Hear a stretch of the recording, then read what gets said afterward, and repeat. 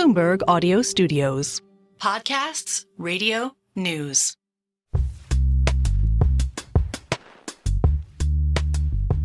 Hi, everyone. Welcome to The Deal. I'm your host, Jason Kelly. Hello, I'm Alex Rodriguez. We're here in New York, and this episode, David Rubenstein, he is the co-chairman of the Carlyle Group, which he founded back in 1987. He is a television host. You've been on his television show on Bloomberg Television, but that's not why we're talking to him today. He is also the relatively new owner of the Baltimore Orioles, a franchise you're very familiar with. Yeah, and David Rubenstein, he's a Renaissance man. I mean, he's mastered the art of building a private equity giant. He's also donated tens of millions of dollars to philanthropy. And now his latest challenge is the Baltimore Orioles, which is one of the true 5 or 6 iconic franchises in sports. They have the number one farm system. Camden Yards is one of my favorite parks, not only to watch a game, but more importantly, to play a game. But it's one of the great sports venues around the world. Jason, I still remember in 1983 when the Baltimore Orioles beat the Phillies and my hero, Cal Ripken, caught a line drive for the last out of the Baltimore Orioles championship. And I can't wait to see more baseball in that stadium. David has talked about this deal as being unique for him because it's essentially half investment, half philanthropy. Mm-hmm. He's going to talk a lot about the community building aspect of what it means to be an owner, something you certainly can understand from a lot of different perspectives. So much to get into with the great David Rubenstein. That's coming up on The Deal.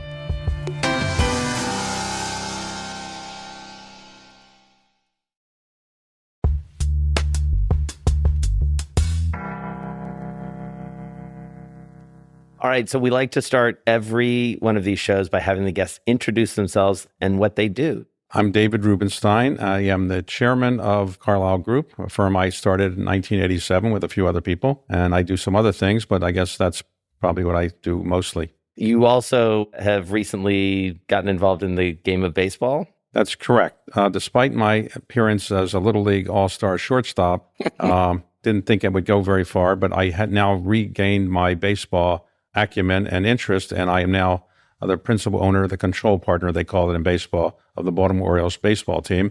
I grew up in Baltimore, and after 50 years of not really focusing on Baltimore and the Orioles, I'm now refocusing on it. And boy, are you ever. Let's just dive into this deal. How does this come to you? What's the process by which you end up owning this team? A little convoluted, like everything in the big world of sports. The team has been owned for 30 years by the Angelos family. They bought it out of bankruptcy in 1991 or 1992. And let me just explain what happened. The St. Louis Browns were a team in St. Louis. They weren't doing well there. They went to Baltimore, and Baltimore group of people bought it for $2 million. $2 million. That's in 1954. Wow. Edward Bennett Williams bought it when the family wanted to sell it. That owned it, the Huffberger family. He bought it in 1981 for roughly $12 million. When he passed away, his estate sold it to Eli Jacobs, a buyout person in New York, for roughly $75 million. And then when that went bankrupt, it went into bankruptcy court and was bought in bankruptcy court for a net price of roughly $155 million by a lawyer in Baltimore named Peter Angelos. He did have some other Baltimore people come in with him, most famously, I would say, Tom Clancy, who was a very author who lived in Baltimore, and Pam Shriver, among others. But he owned it and was the control partner for a long time. His health went south, and his son began running it about 5 years ago, his son, John. I don't know exactly why they decided to entertain an offer, but I had thought they might be interested in selling it. I was told by some people in Baltimore that maybe they'd be receptive to somebody from Baltimore buying it. And so I actually teamed up with Ted Leonsis, who owns the Washington Caps and the Washington Wizards. And he said to me correctly, he knows more about sports than I did, why don't we team up? I would invest in Monumental, and then Monumental would buy the Orioles. And he led the negotiations with John Angelos about a year before we actually consummated the deal that actually happened. And then it didn't work out. They couldn't reach an agreement, and so it fell apart. Last summer, John Angelos, who was renting a house in Nantucket, came to see me in my home in Nantucket, and he said, why didn't I buy a minority interest in the team? If I liked the Orioles and didn't work out through Monumental, I could buy a minority stake. And I went back to him and said, well, maybe if I could buy a stake that would get me to control at some point, I'd be much more interested. He came back and said, okay, but it doesn't have to be over 3 or 4 years, which is what I anticipated. He said, maybe we can buy control sooner. And so I decided to move forward with it. I called somebody who had once said to me he'd like to buy the Orioles with me, and it's a guy in New York named Mike Arrighetti, who is really the CEO of Ares, a very excellent private credit firm, private equity as well. And so I called him and said, there may be a chance to buy the Orioles. Would you like to come in with me? And he said yes. And then together we negotiated for 6 or 9 months or so with John Angelos. I didn't think the deal was going to happen at one point because in Christmas when we were negotiating the deal, it blew up a bit. It wasn't look like it was going to happen. And I maybe lost my cool and I walked away from the deal saying, this is not going to happen. I'm not happy. And then for about a week, it kind of was nowhere. But then like deals always come back, it seems. And this one came back and we negotiated the deal and we closed it, the first part of it right at the beginning of the season, right before opening day. And then the second part of the deal was we bought 40% at the beginning and the remaining 60% we just closed. That's incredible. So, I mean, you go to Duke undergrad, then you get your law degree at Chicago. You run what I call the Yankees of private equity in Carlyle, one of the most amazing companies that you started, manage almost $500 billion today. And you say, well, I'm not good enough to make a Major League Baseball team, but I'm rich enough now to buy one. How does that conversation go, David, when you're like, all right, I am ready? Because this is a big move for you. It's always complicated to figure out what you want to do with your life when you're past running something. So I gave up at the age of 69. I gave up being the co-CEO of Carlyle, and I became the co-executive chair and then the co-chair. And I have a family office that I invest through called Declaration, and I chair 7 nonprofit boards. So like the Kennedy Center or the Library of Congress Board, National Gallery of Art Board, University of Chicago Board, and Council on Foreign Relations and so forth. So that takes time. And then I try to do one book every 2 years, and then I try to do TV shows on a place called Bloomberg. So I do a couple of TV shows there and some on PBS. So I have a lot of things to do, and I'm not sure why I thought at my current age, an age that I never thought I'd live to be this old, that I would go back and buy a baseball team. But the reason I really did it was not because I thought I'm going to make more money and it's going to make me a happier person by having more money. That wasn't it. I just grew up in Baltimore. I got a public education there, public school education. My parents were born there. They were raised there. They were married there. They lived their whole entire life pretty much there until they retired. And they're buried there. And I realized I will no doubt be buried in Baltimore as well. But I thought I hadn't really done enough for Baltimore compared to what I've done in other philanthropic areas. And I thought if the ownership was ready to be sold and the current owners were ready to sell it, I would maybe come back and bring in some other people in it and try to infuse some energy into the team. You come into this at a moment where you've seen a number of your friends and peers, and you and I have talked about this over the years. You've seen them get into sports and in various forms and fashions, whether it's Tony Ressler or Steve Paliuca or Mark Lazary, many others. What did you hear from them that made you either initially disinterested or interested? Like, what did you take from those conversations?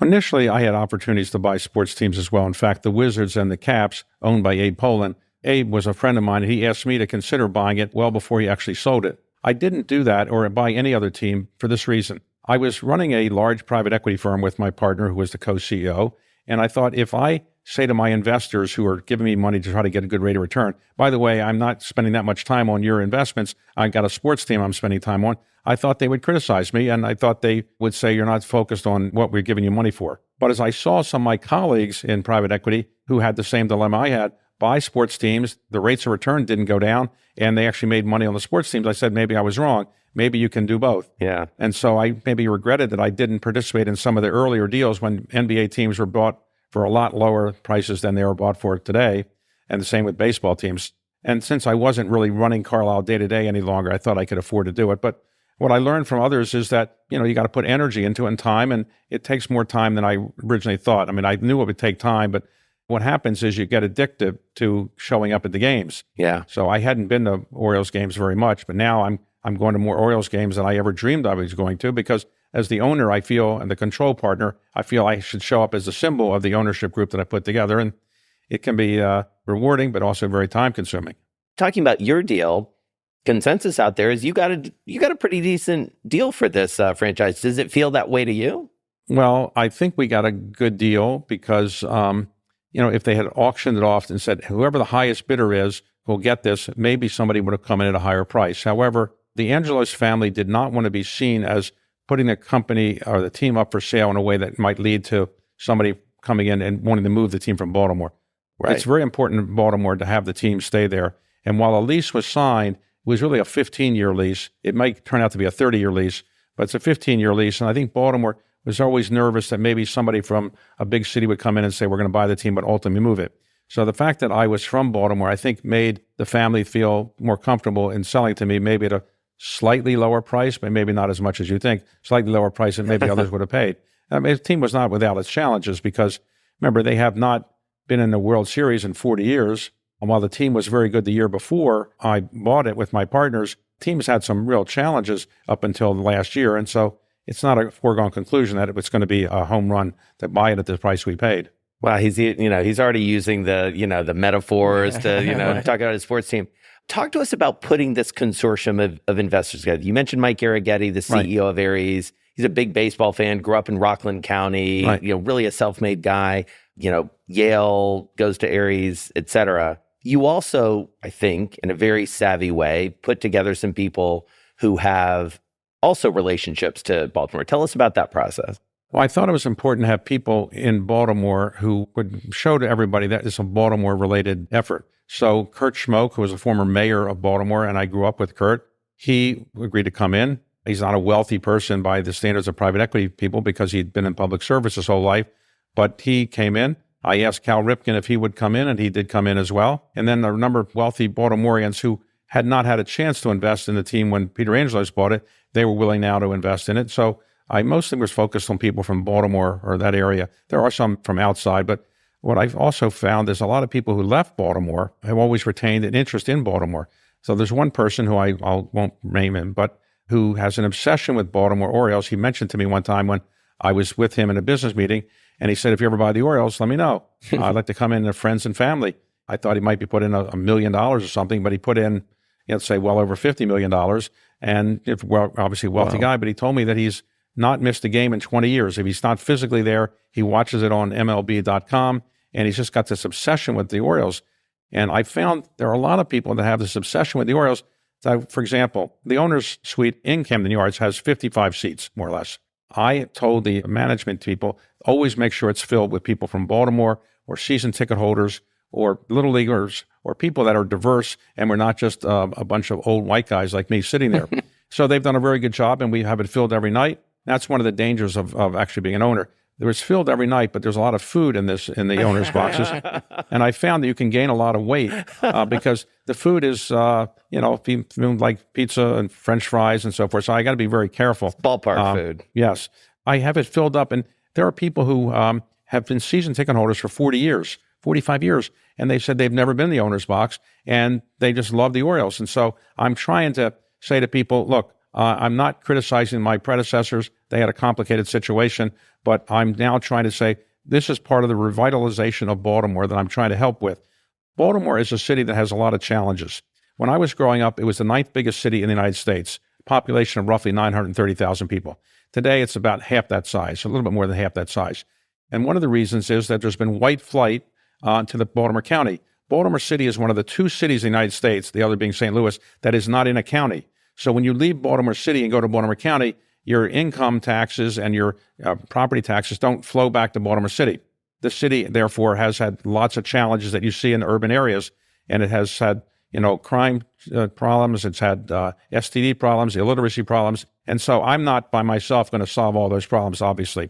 But what I'm trying to do is say, let's revitalize Baltimore. Let's get some corporate headquarters to come back there. Many corporate headquarters have left. And so what I'm trying to do is infuse the team with a sense of energy, and hopefully more people in the city will say, this is a great place, we should stay here, and maybe people from outside of Baltimore City might relocate there or move back there. I hope that will happen, but obviously it'll take some time. Before we get too far away from the ownership, we probably should also point out that Mike Bloomberg is part of the ownership group. So, David, playing against Baltimore for almost 25 years, I'll tell you, is one of the greatest iconic blue chip franchises, not only in baseball, but in all the sports. And for me, playing there for so many years, it was my favorite stadium. Camden Yards is just amazing. Cal Ripken's my favorite player. So I'm very tied to Cal Ripken Sr., Eddie Murray, and the great history of the Orioles. What kind of owner are you going to be, or are you? Are you one that talks to the GM and says, hey, I want guys moved around? Do you tell Gunnar Henderson, get your elbow down, get it up? Or are you kind of more just like watching from the stands and hoping for the best? Well, I have to be very honest. I don't know as much about baseball as maybe I wish I did. I played Little League Baseball, and I peaked at 11. And And then at 12 or 13, people started getting bigger than me. And I thought when I was 11, maybe Jewish Little League All-Stars would get to the major leagues, but I found out that doesn't usually happen. So I haven't followed baseball as closely as other people have, and therefore I'm learning the game. Right now, we have a general manager who was voted the American League General Manager of the Year last year. His name is Mike Elias, who was a baseball player at Yale, very smart person from the Washington area, went to high school in Washington. He has what they call sabermetrics down cold. What was described as Moneyball years ago is hieroglyphics compared to what it is today, because today it's so much more sophisticated.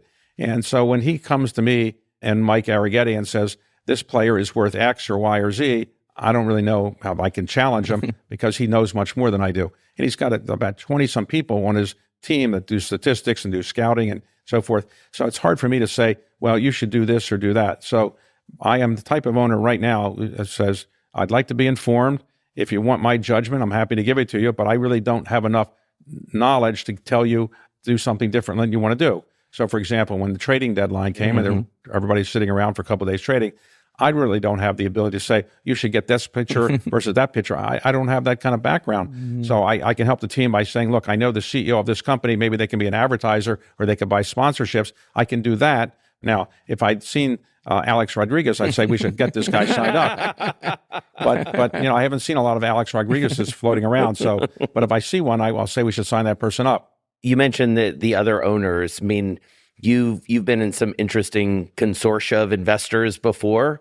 What's this group been like? Well, it's an interesting phenomenon. I think it's true with the NFL and the NBA. When you own a team, people treat you with much greater respect generally than maybe you would have expected. In other words, if Carlyle owns a company, I don't really have people walking up to me in the street saying, hey, you bought a great automobile parts company. Yeah. That's great. You're doing a great job for America by making automobile parts more readily available. Nobody says that. Like when you buy a baseball team or a football team, people come up and you say, hey, you should do this, you should do that. People feel more engaged and they're willing to talk about it much more. And I've reconnected with a lot of people. People call me all the time, can you get me tickets for this, or can I come to the owner's box? And, it's a good feeling because I'm, making people happy because they want to come to the owner's box. And I enjoy it. At the time being, it's been relatively pleasurable. That's because we're doing reasonably well. If we weren't doing well, I guess I wouldn't be so happy.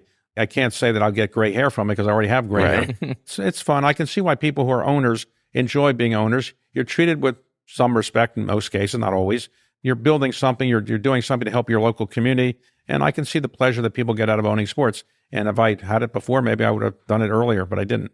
Did any of the existing owners, the more senior owners or folks who've been in the game, did they give you any advice when you came in? Yes. One owner said, I like you. You're a good guy, but you should have paid a higher price. I said, what do you mean? He says, well, I think my franchise is worth more than you think it's worth. In other words, I think baseball franchises are worth more, and so you didn't pay a high enough price. Right. You put a comp in the market that he didn't like. So I guess that's right. I won't identify that person, but I'm reasonably happy with where we are today. I hope we continue to do reasonably well. And what about within your group? Mike Arrighetti is a really interesting figure. And I don't think you guys were super close friends. I didn't really know him that well. Mike knows much more about baseball than I do and did. Mike played fantasy baseball for 27 years. Wow. I didn't even know what fantasy baseball really was. And he also played baseball in high school, so he has much more background. And he really knows the players inside out, upside down, much better than I do, honestly. So I'm really learning. It's like the situation was this. I did follow baseball until I went to college in 1966. My mother then threw away all my baseball cards, threw away all my baseball books. And so I kind of been Rip Van Winkle for 50 years. I kind of coming back, and now I'm learning that there's statistics that I never heard of before in 1966. So I didn't know what WAR meant, wins above replacement. I never heard of that really before, and now I'm digging into that. Or quality starts. I mean, in the old days it was complete games. Now it's quality starts or OPS. So the statistics are a little bit different than the ones I used to know about and focus on. It's amazing how much data you can get now and how much the statistics are so important in analyzing whether a player's good or not. And then the way is, in the free agency situation in baseball, you can get these large contracts. I don't know if you know anybody ever got a large contract. But these contracts can be very, very large. And in some cases they work out, in some cases maybe not. But you have to make these big bets. And then, sometimes if you give a person a large contract and they get injured right away, you're on the hook for a long time. Well, some people know a little bit about being on both sides of a large contract, right? No comment. So I want to go back to this notion of the team as a community asset. You and I have talked a lot over the years about patriotic philanthropy. Your philanthropic portfolio is fascinating to sort of go down the list, from documents to pandas. What did you learn through those essentially philanthropic almost investments, as I think you might consider them, that informed this deal? Well, clearly, if you buy something like the Declaration of Independence, people feel that you're, in fact, contributing something to the country, because all these will be, in effect, publicly available, and I'm not just hoarding them and putting them in my house to show just my friends. And so when I bought the Magna Carta, I gave it to the National Archives to put on permanent display. And so I realized that people are thanking other people who do things for the country. But people also thank people who do something for a city. So if you buy a baseball team and you're thought to be adding value to the city, you're going to do more than just try to make profits. You're going to try to help the city. You're going to re-energize the franchise. You're going to help do things that make people happy in the city. That's a plus. So in Baltimore, like some other cities, there aren't as many other outside activities as there might be in New York or Los Angeles. So in Baltimore, the Orioles have been a really important part of the culture for such a long time. And when the Colts left years ago to go to Indianapolis, that also tore away some of the fabric of Baltimore. Now, they do have the Ravens, an excellent team, but it's not quite the same as the Colts in many respects. So it's a very good team and a very good owner. The Orioles are just part of the fabric of Baltimore. And I remember when I was a little boy, you could get a letter from your mother or father saying, I want to be excused to go to opening day. And every teacher would honor that, because going to opening day of the Orioles was, it's like a patriotic kind of thing. How could you not let your student go to do that? And it is interesting, though, when you think about sports teams, why is it that somebody lives in Baltimore, roots for the Baltimore Orioles? What is it? Or lives in Los Angeles, roots for the Dodgers or the Angels? Why is it? Because it makes people feel proud of the area they live in. They feel like they're part of something. And so if the Minnesota Timberwolves, for example, is a good example, it's a state name around it, not Minneapolis, right? Right. So people throughout the state are probably very proud of the team, as they should be. And some teams are really focused on cities, some are states, but people take a pride in it. Just like when our Olympic team goes overseas, all Americans are proud of what the American Olympic team does. And when your local team does well, you feel a sense of pride in it. I guess it's a sense of people feeling that I'm more than my body, myself. I'm just more than just one person. I am part of a larger organization. It makes me feel proud to be part of a larger organization that's doing well. That's why I guess people root for these teams, and they feel so passionately about them. You know, David, I always find it interesting when Carlyle has a great return on capital and a big investment. Your investors don't say we, they just said Carlyle, and I'm an investor, right? But when the Orioles win, it's we won or we lost. And my mood either goes up or down depending on wins and losses. I find that to be fascinating. It's true. When we go to a game and we win, I feel really happy. I'm really cheering. I'm going out, getting selfies with people who want them or so forth. When we lose, I'm so dejected. It feels like a dagger was in my heart and saying, how could I have let the fans down? Why didn't we do better? I notice I get fewer selfie requests after we lose a game. People aren't as interested in pictures anymore. And I feel bad for people. The little boys will come up to me, and girls as well, and say, will you autograph my baseball? And I say, look, I'm not, a player, but for some reason, they want my autograph. And so I don't have very good handwriting. And as you know, signing a baseball is not easy. And I think when handwriting was being taught, I think those were the Jewish holidays. So I wasn't in school, and so I have to write. I do this little print, and then because I'm a lawyer, I put the date in. No other person puts the date in when they sign their autograph, but I want to make sure they know it would actually happen on a certain date. Do you think you could do some sort of clinic with him for signing baseballs? That's about the only thing I think I can teach David Rubenstein.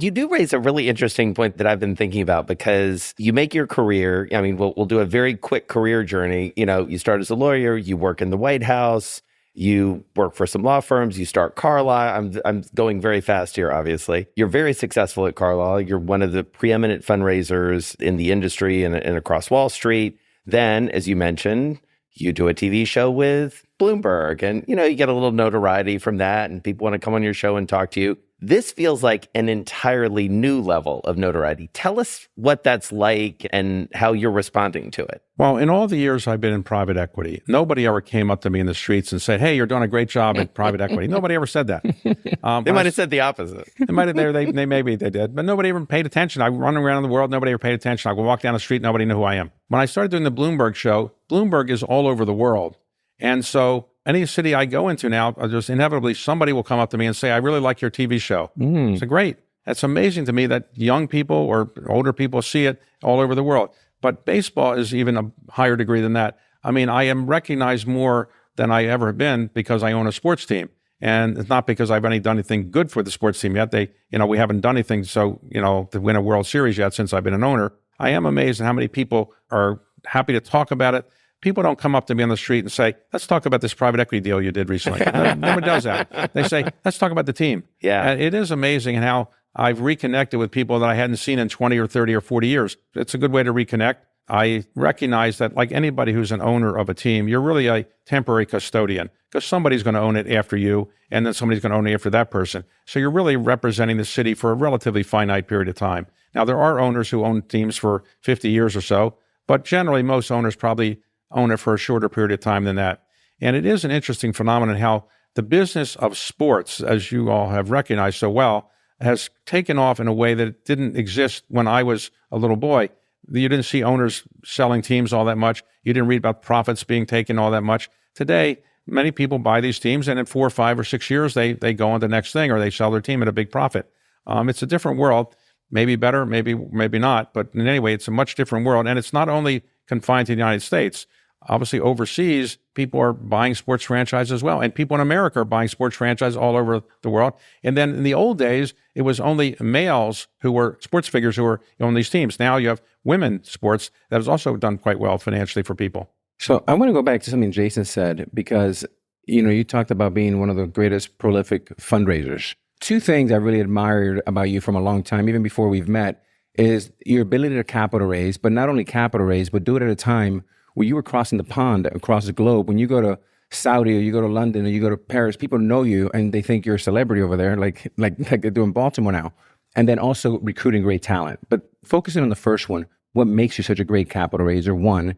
And 2, what gave you the idea to be a visionary to go across the pond and raise capital for Carlyle? Well, you could argue that maybe I couldn't get any investors in the United States, so I had to go overseas. No, what happened was I came up with an idea that wasn't going to win a Nobel Prize, but the idea was we could build a private equity firm based in Washington, which was not seen as a capital center. And I could do it by saying we understand companies heavily affected by the federal government better than the guys in New York. So that was a bit of a niche that we could exploit. But then the other 2 things that I tried to do was I would say that we were going to do more than buyouts. Historically, buyout firms only did buyouts, venture capital only did venture capital, and so forth. But if you were in the mutual fund business, for example, you could have mutual fund A or B or C or D under Fidelity. You have many different opportunities.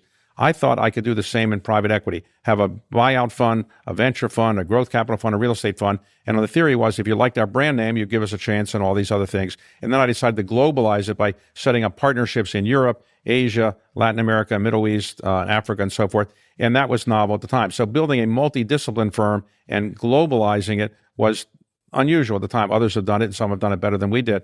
But to do that, I had to go around the world to raise money.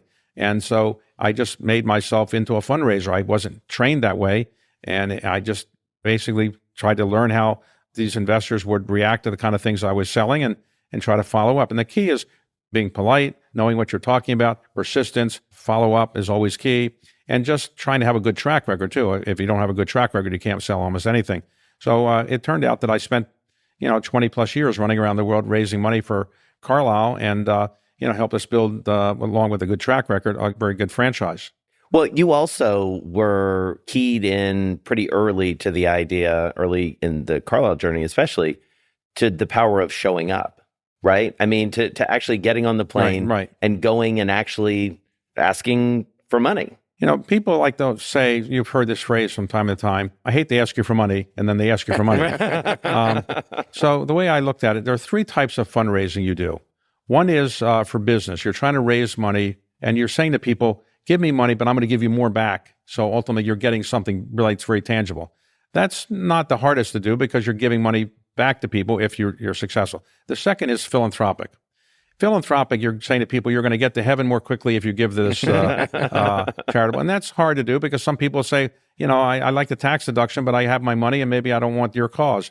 The third is political fundraising, which I've not been involved in. I don't make political contributions, but that's a tricky one too, because you're asking people to make a contribution to a candidate. You're not getting a tax deduction for it. With the philanthropic investment or gift, you're getting a tax deduction. So with political, you're helping somebody get elected, and you have to hope that that person does what you think they should do. So those are the three different types. They have different skill sets, and different types of people do well in them. Very few people do well in all three of those. You certainly did well in the first two, though. So what did you learn from that? Well, how did you learn to do it? It's an interesting, if you go to Harvard Business School or Stanford Business School and say, I want to be a fundraiser, there's no courses in fundraising by and large, or maybe they have one now, but they used to not do that because fundraising was considered the lowest part of the totem pole. In the private equity world, the star is the guy that's doing the deals, and the person at the bottom is the person who is raising the money. It wasn't taken that seriously, and it was something that people didn't really want to do. If you had the ability to be a deal maker, that was considered better than being a fundraiser. I made myself into a fundraiser because I really didn't have the skill set, the background to be an investor. So while I was served on Carlyle's investment committees, the other people were really day-to-day doing the deals and overseeing them. So I made myself into a full-time fundraiser, which hadn't quite been done before in the private equity world, where a founder of a firm basically was spending most of his time fundraising. And that was novel. Now many others do something similar. But David, I don't think you're giving yourself enough credit because there's a lot of people out there, well, not a lot, but there were some other folks that were doing just as good as Carlyle return-wise, but they weren't raising the capital you were raising. Did you find the key to your sauce was the actual deals, the deal flow, the returns, or actually that you were connecting with the investor and you were gritty as hell? Oprah Winfrey said to me, she wasn't a great interviewer, she's a great listener.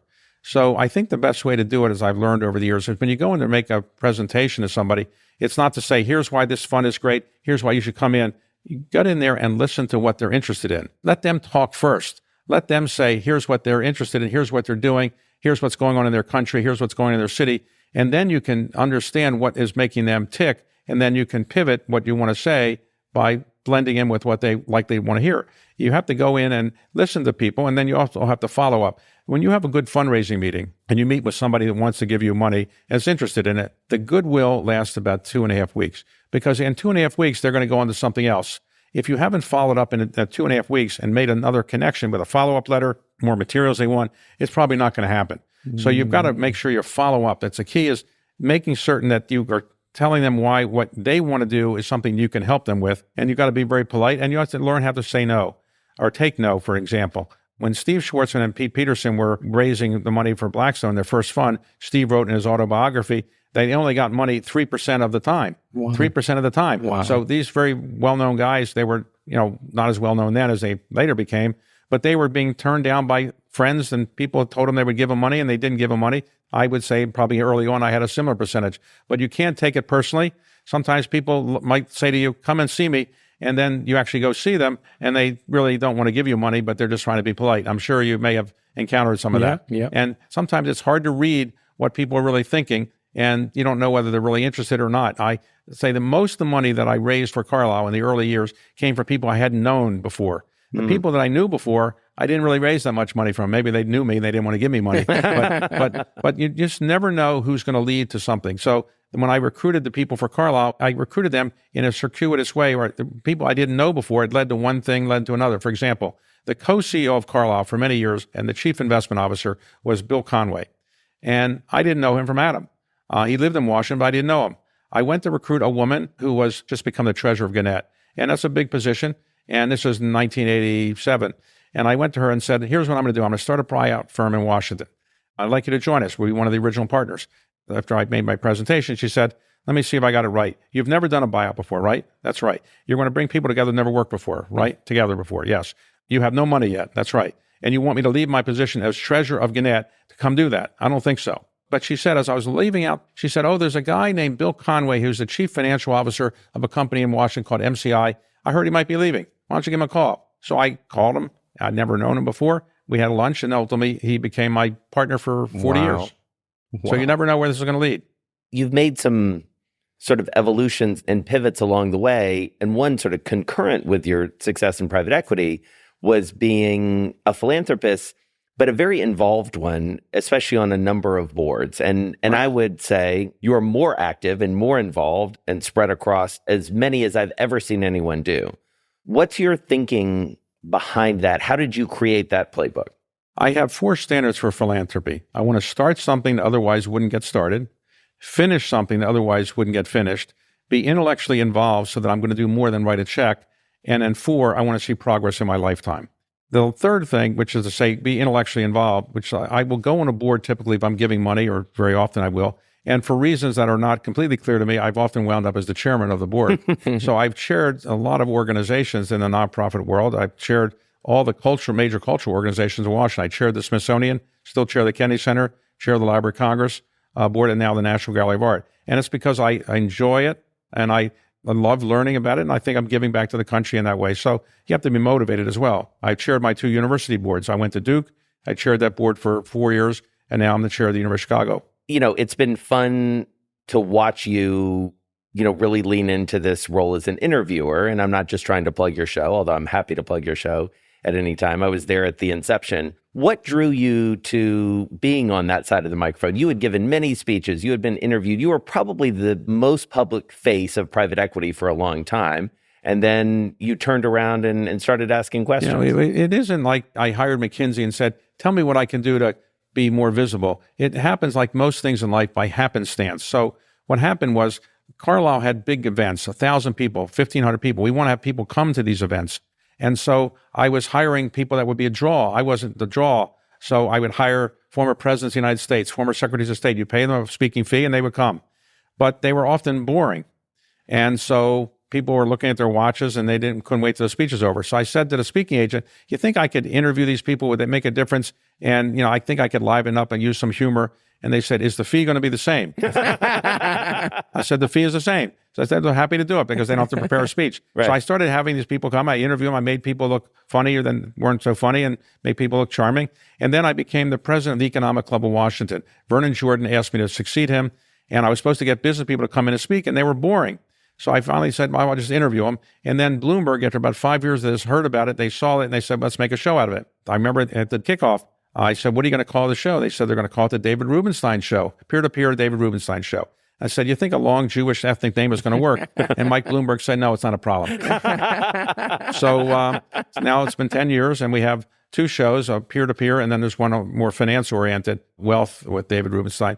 I've enjoyed it, and what I like is the intellectual challenge of talking to other people, but I prepare, as you obviously do as well, and preparing gives you, an opportunity to learn more about people. And one of the things I'm trying to do is this.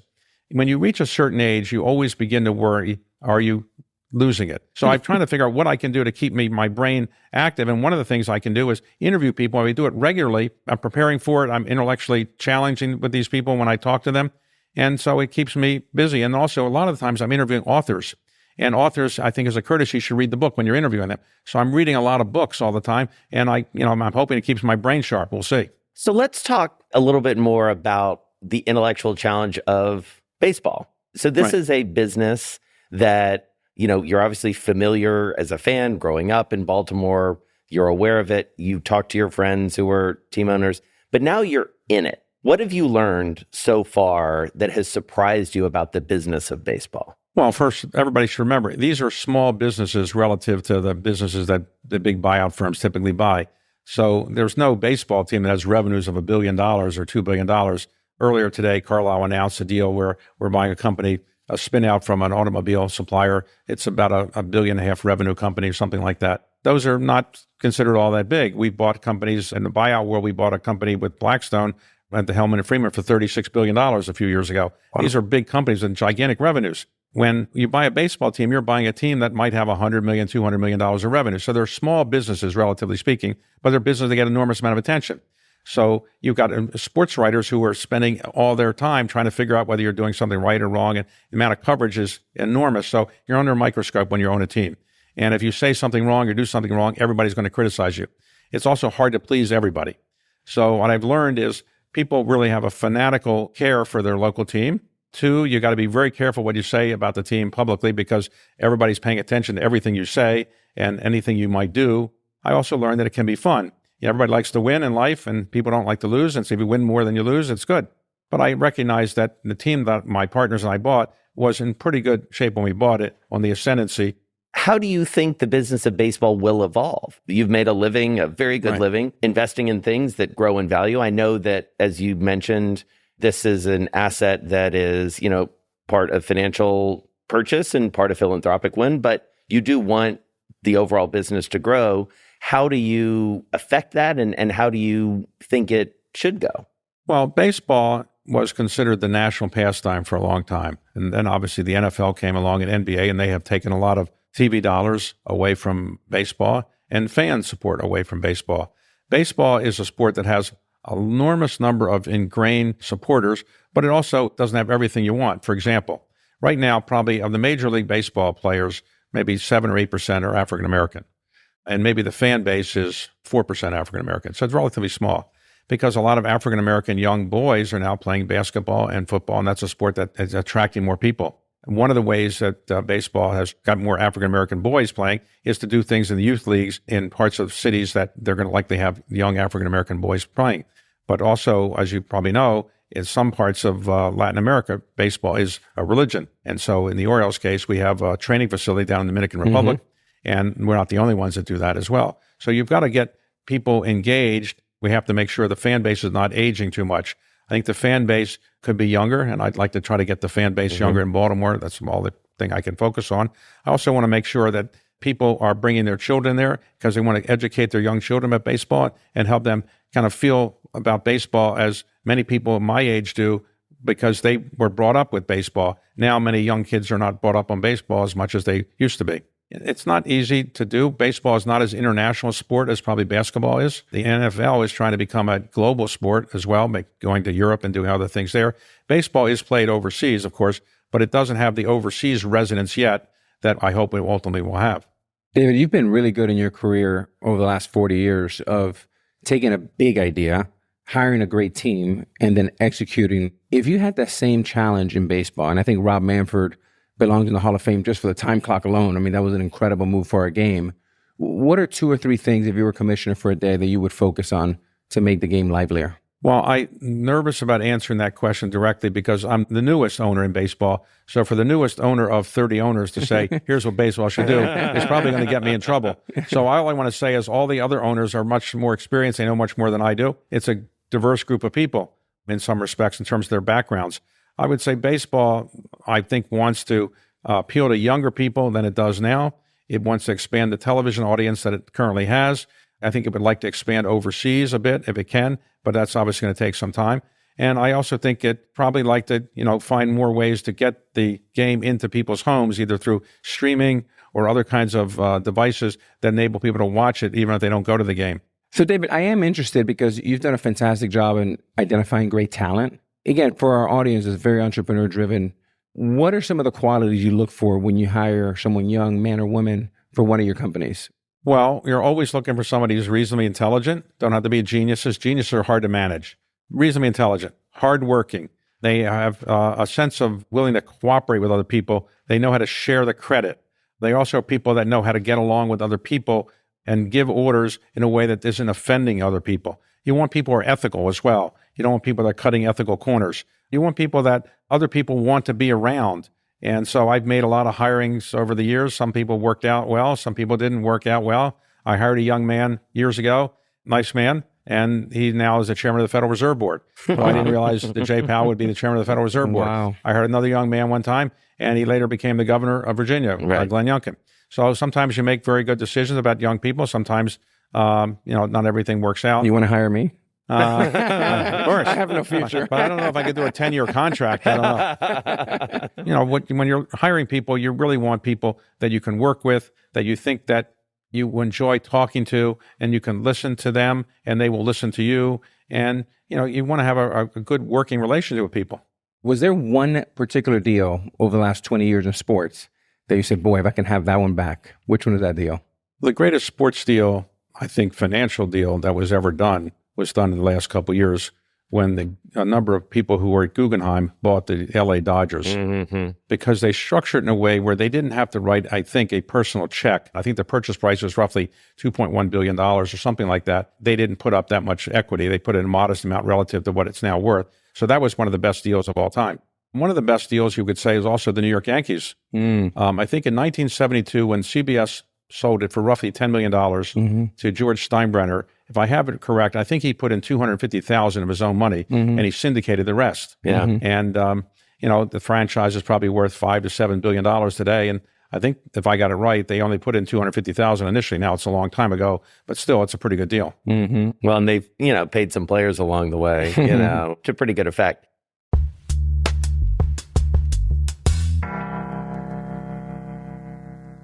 All right, so we're going to move to the last portion of the interview, which is a rapid fire round. So you can just answer as quickly as you want. I'll start and then you can pick up.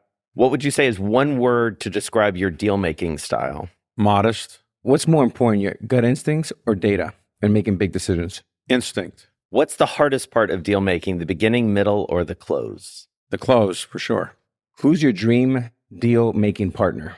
Well, the people that bought the Minnesota Timberwolves, they did a pretty good deal, I would say. So I'd like to have those people on my side. What's the best deal you've ever made? Best deal I ever made was probably deciding to start Carlyle and hiring the people that did at the outset. That was the best business thing I ever did. What's the best piece of advice you've received on deal making? Always try to remember what the other side needs to do, and so they have to come away with a victory as well. You can't make it too one-sided. What's the worst advice you've been given? Trust your own instincts only. What's your hype song before you go into a big meeting? My Way, Frank Sinatra. That's good. You can only watch one sport for the rest of your life. What sport would it be? Major League Baseball.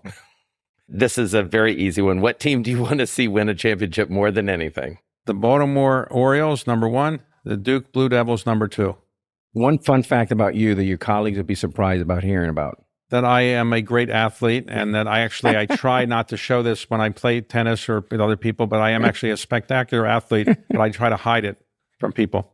David, it has been our pleasure to have you. Thank you for sitting on this side of the microphone. Congratulations on your success, and thank you for having me. It's good to be on the same network as you. Thank you very much. Thank you, David. The Deal is a production from Bloomberg Podcasts and Bloomberg Originals. The Deal is hosted by Alex Rodriguez and Jason Kelly. Our producers are Anna Mazarakis, Stacey Wong, and Lizzie Phillip. Original music and engineering by Blake Maples. Our managing editor is David E. Ravella. Our executive producers are Jason Kelly, Brendan Francis Newnham, Jordan Opplinger, Trey Shallowhorn, Kyle Kramer, Andrew Barden, Kelly LaFerriere, and Ashley Honig. Sage Bauman is our head of podcasts. Additional support from Rachel Scaramazino and Elena Sasangelis. Joshua DeVoe is our director of photography. Rubab Shakir is our creative director. Art direction is from Jacqueline Kessler. Casting by Julia Manns. Our associate producer is Natasha Abelard. Camera operation by Jesse Ridner, Tassine Rabbi, and Suma Hussein. Our gaffer is Julia Goweski, and our grip is Megan Miller. Our production assistant is Gabriella Demates. Alex Diakonis is our video editor. Listen to The Deal on Apple Podcasts, Spotify, or wherever you get your podcasts. You can also tune in to the video companion on Bloomberg Originals and on Bloomberg TV. Thanks for listening.